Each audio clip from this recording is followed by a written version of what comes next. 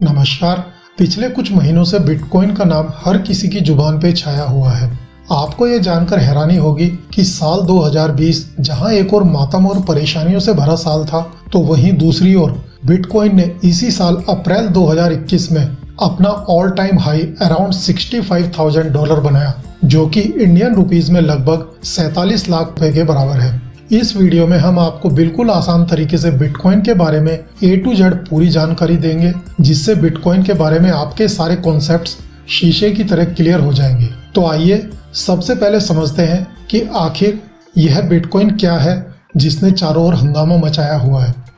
Bitcoin digital currency का एक रूप है और ये एक वर्चुअल करेंसी है जिसका यूज सिक्योर ऑनलाइन ट्रांजैक्शन के लिए किया जाता है। इसकी शुरुआत साल 2009 में हुई थी।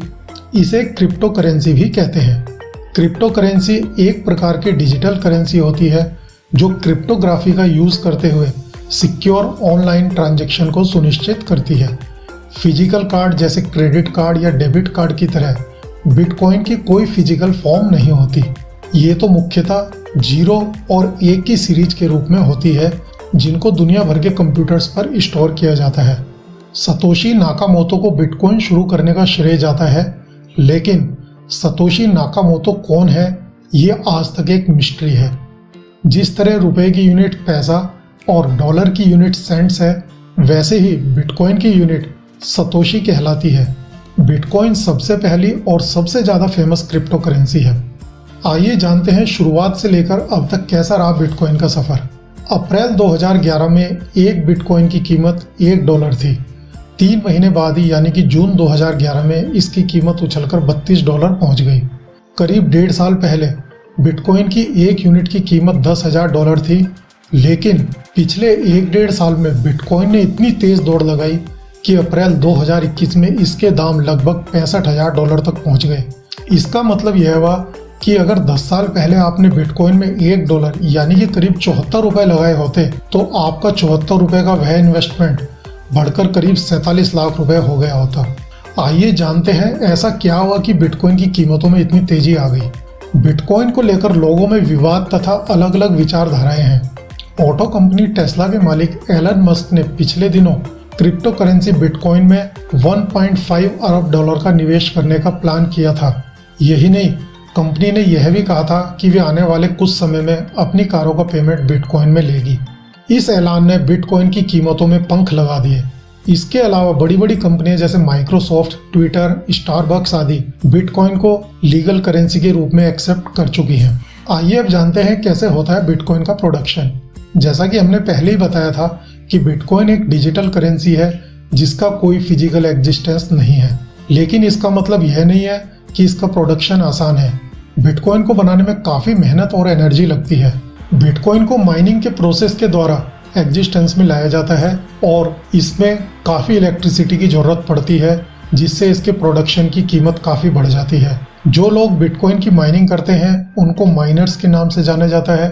माइनिंग के प्रोसेस में डिफिकल्ट मैथमेटिकल तथा क्रिप्टोग्राफिक प्रॉब्लम्स को सॉल्व करना पड़ता है। इन प्रॉब्लम्स को सॉल्व करने पर माइनर्स को बिटकॉइन के एक ब्लॉक के रूप में रिवार्ड दिया जाता है। चूंकि इन प्रॉब्लम्स को सॉल्व करना आसान नहीं होता, इसलिए ये प्रोसेस काफ़ी डिफिकल्ट होता है। माइनिंग के प्रोसेस में काफ़ी टाइम लगता है और इसमें भी लिमिटेड नंबर्स में ही बिटकॉइन बनते हैं।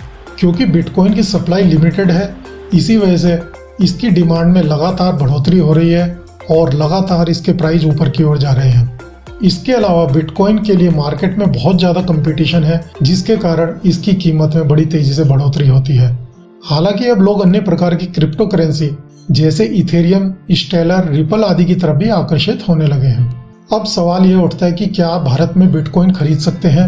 यह सवाल आपके मन में भी चल रहा होगा, तो इसका उत्तर है हाँ, आप भारत में बिटकॉइन खरीद सकते हैं और इसका प्रोसेस भी बहुत आसान है। भारत में काफ़ी क्रिप्टो करेंसी प्लेटफॉर्म्स हैं, जिनमें से आप किसी का भी चुनाव कर सकते हैं, जैसे कॉइन सिक्योर, जेपपे, यूनिकॉर्न। ये सब बिटकॉइन ट्रेडिंग के प्लेटफॉर्म हैं। इन प्लेटफॉर्म पर बिटकॉइन ट्रेडिंग के लिए रजिस्ट्रेशन कराने के लिए आपको ये डॉक्यूमेंट्स सबमिट करने पड़ते हैं: Aadhaar card, PAN card, bank account, email address और फ़ोन नंबर। भारत में बिटकॉइन की सेल परचेज इलीगल नहीं है, लेकिन बिटकॉइन को किसी भी गवर्नमेंट अथॉरिटी द्वारा रेगुलेट नहीं किया जाता, लेकिन भविष्य में इससे संबंधित कुछ नियम और गाइडलाइंस आने की आशा जरूर है। जहां तक आरबीआई का सवाल है तो वह इसे शुरू में मान्यता देने के पक्ष में नहीं रहा है। साल 2018 में रिजर्व बैंक ने क्रिप्टो ट्रांजैक्शन पर बैन लगाया था। साथ ही सभी बैंकों को चेतावनी दी थी कि वो प्राइवेट क्रिप्टो करेंसी में सौदे नहीं करें। इससे देश में क्रिप्टो करेंसी की ट्रेडिंग रुक गई थी। हालांकि 2020 में सुप्रीम कोर्ट ने आरबीआई के इस फैसले को पलट दिया। क्रिप्टो करेंसी के पक्ष में दुनिया भर के रुझानों को देखकर देश की सबसे बड़ी अदालत ने क्रिप्टो करेंसी के पक्ष में यह फैसला दिया था। काफी समय पहले से ही दुनिया भर के सेंट्रल बैंक ने अपनी अपनी क्रिप्टो करेंसी जारी करना शुरू कर दिया था। उनमें से कुछ ने इन्हें लेन देन के लिए कानूनी तौर पर मान्य घोषित कर दिया है और बाकी ने इंतजार करने का डिसीजन लिया है। अब आपके मन में स्वाभाविक रूप से एक सवाल हो रहेगा कि बिटकॉइन की वैल्यू लाखों में है, तो आप इसे कैसे खरीद सकते हैं? क्या आप इसको पार्ट्स में परचेज कर सकते हैं? अगर हम बिटकॉइन की लेटेस्ट कीमत की बात करें तो ये लगभग 35 लाख रुपए के आसपास है। लेकिन इसका मतलब यह नहीं है कि बिटकॉइन में इन्वेस्ट करने के लिए आपके पास मिनिमम 35 लाख रुपए होने चाहिए। आप कम पैसों से भी बिटकॉइन में इन्वेस्ट कर सकते हैं। आप मात्र 500 रुपए इन्वेस्ट करके बिटकॉइन का एक छोटा सा हिस्सा भी खरीद सकते हैं। जैसा कि हमने अभी आपको बताया था कि बिटकॉइन को रेगुलेट करने के लिए कोई भी गवर्नमेंट अथॉरिटी नहीं है, उसी तरह से बिटकॉइन को मिनिमम क्वांटिटी में खरीदने के बारे में भी कोई किसी प्रकार का रूल्स रेगुलेशन नहीं है। आप अपनी इच्छा के अनुसार बिटकॉइन में इन्वेस्ट कर सकते हैं, लेकिन हमें इस बात का ध्यान रखना होगा कि कुल 21 मिलियन बिटकॉइन की ही माइनिंग की जा सकती है, जिसमें से 18 मिलियन की माइनिंग की जा चुकी है और केवल 3 मिलियन बिटकॉइन ही बची है जिनकी माइनिंग की जानी बाकी है। आइए अब जानते हैं कि बिटकॉइन से कमाई कैसे होती है।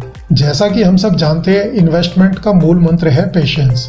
आप जितना ज्यादा धैर्य रखते हैं उतना ही अच्छा रिवार्ड मिलने की संभावना बढ़ जाती है। जिन लोगों ने कुछ साल पहले बिटकॉइन खरीदा था और वो आज तक इसको होल्ड करके बैठे हैं, तो उनका पैसा 5 गुना, 7 गुना, 10 गुना तक बढ़ गया है। अगर आप इससे कम समय में पैसा बनाना चाहते हैं तो आप इसमें स्टॉक मार्केट की तरह ट्रेडिंग भी कर सकते हैं। इसके अलावा आप बिटकॉइन अन्य लोगों को उधार देकर इस पे ब्याज भी प्राप्त कर सकते हैं। इसके अलावा अगर आप इस फील्ड के एक्सपर्ट हैं तो आप अन्य लोगों को इसके बारे में सिखाकर भी पैसा बना सकते हैं। आइए अब जानते हैं बिटकॉइन के प्रॉफिट को कैसे विड्रॉ किया जाता है। अगर आपको अपने इन्वेस्ट किए हुए बिटकॉइन पर पॉजिटिव रिटर्न मिल रहा है और आप इसको विड्रॉ करना चाहते हैं तो ये प्रोसेस काफी आसान है। इसके लिए आपको अपने नजदीकी क्रिप्टो एक्सचेंज में जाना होगा और वहां पर आप प्रॉफिट को फिजिकल करेंसी के फॉर्म में प्राप्त कर सकते हैं। चूंकि ये सारा सिस्टम डिसेंट्रलाइज होता है, इसलिए आपके रिटर्न या प्रॉफिट को सीधा बैंक अकाउंट में ट्रांसफर करने की सुविधा नहीं है। डिसेंट्रलाइजेशन की वजह से ये प्रोसेस काफी ट्रांसपेरेंट हो जाता है और इसके अलावा अभी तक इसमें किसी भी तरह का कोई गवर्नमेंट रेगुलेशंस नहीं आया है। लेकिन इसका मतलब यह नहीं हो जाता कि आप बिटकॉइन को बेच नहीं सकते या फिर इसका उपयोग नहीं कर सकते। आप अपने बिटकॉइन को एक्सचेंज पर जाकर बेच सकते हैं और इनकी मदद से अनेक ई कॉमर्स प्लेटफॉर्म पर शॉपिंग भी कर सकते हैं। आइए अब जानते हैं बिटकॉइन के इन्वेस्टमेंट में क्या क्या जोखिम है। बिटकॉइन के बारे में सबसे बड़ा रिस्क तो यही है कि बिटकॉइन की कीमत में बहुत ही कम समय में बहुत ज्यादा उतार चढ़ाव होता रहता है। अगर बिटकॉइन या किसी भी क्रिप्टो करेंसी से संबंधित किसी तरह का हैकिंग या कोई फ्रॉड का केस सामने आ जाए तो इनकी कीमत में एकदम से बहुत ज्यादा गिरावट होने की संभावना रहती है। इसके अलावा इनकी फिजिकल एग्जिस्टेंस ना होने के कारण ये आपके सिस्टम से चोरी भी हो सकते हैं। बिटकॉइन में ट्रेडिंग करते समय भी फेक या इलीगल बिटकॉइन एक्सचेंज के चक्कर में पड़ने का खतरा बना रहता है।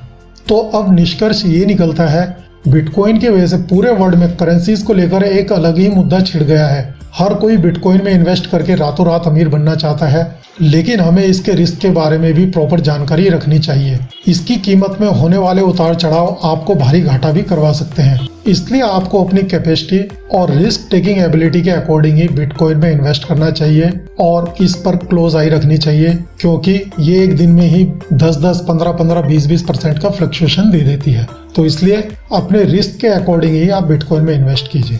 मैं उम्मीद करता हूं कि आपके बिटकॉइन के बारे में सारे कॉन्सेप्ट्स क्लियर हो गए होंगे। अगर आपको बिटकॉइन के बारे में किसी और तरह की कोई और जानकारी चाहिए तो आप कमेंट बॉक्स में मेंशन कर सकते हैं। इस वीडियो को देखने के लिए आपका धन्यवाद। नमस्कार।